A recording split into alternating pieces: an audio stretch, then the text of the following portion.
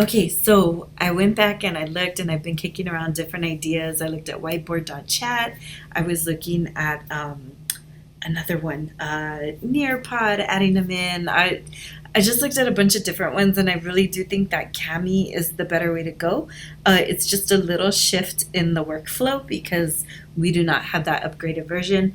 I talked with your innovative learning teacher, Danielle, and she said that the campus has never purchased Cami, so they never had it. I know that time during COVID, like it was free, things like that. So maybe that's what I was mistaking it for. So what you would do is in Google Classroom, you would link your PDF, and then you want to make sure that you put the choice of make a copy for each student, and then you go ahead and post it, save it.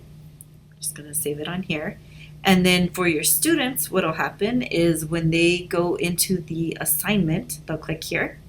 And what I can't remember is if on this sample student account that I have, if I had already created a Cami account or not. We can kind of troubleshoot this if you run into any problems. But your students are probably going to have to create an account. So they'll go open with and then annotate with Cami. And again, we can figure that out. But this is just so you kind of see the workflow of it.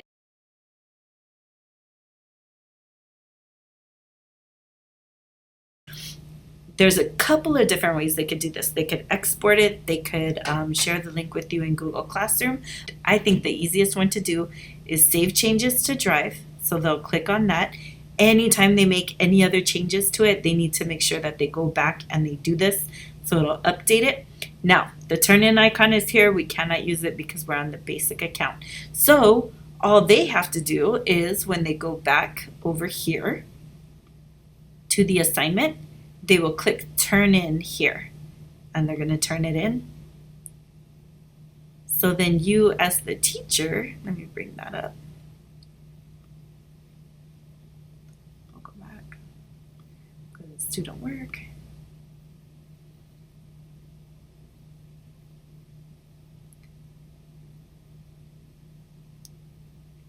Okay. So you as the teacher, you can see some notes in here, right? You can see what they highlighted, what they wrote. You could also go in and open it with Cami if you want to make any additions or things like that for them. Then you'd be able to do that in here. I know one of the things that you wanted to be able to do was be able to see the students' work. You can do that in a modified way in Google Classroom. So over here on the right hand side, I have my teacher screen. Right here is where all of the student work will be. Any of the students that you want to look at, you can go in and see how they're working. So you can see their notes, things like that. The only thing is that this is the student side over here on the left. There is a little bit of a delay right here. So when it automatically saves and things like that, that's, let me just add this here. So like I'm adding this here. Students can periodically be saving it, but it also does autosave as well. So right now, save changes to Drive, it's gonna automatically do it, but I won't see the changes here. Okay, so notice now it says save changes to Drive saved. I'm going to back out. I'm going to go back in. And now I should see it with the black triangle. There you go. So you just have to kind of jump in and out, but you are able to do it that way. We do have GoGuardian. I heard that they're not going to renew GoGuardian though, but this is an option, a modified free version, a free way to do it. Let me know what you think.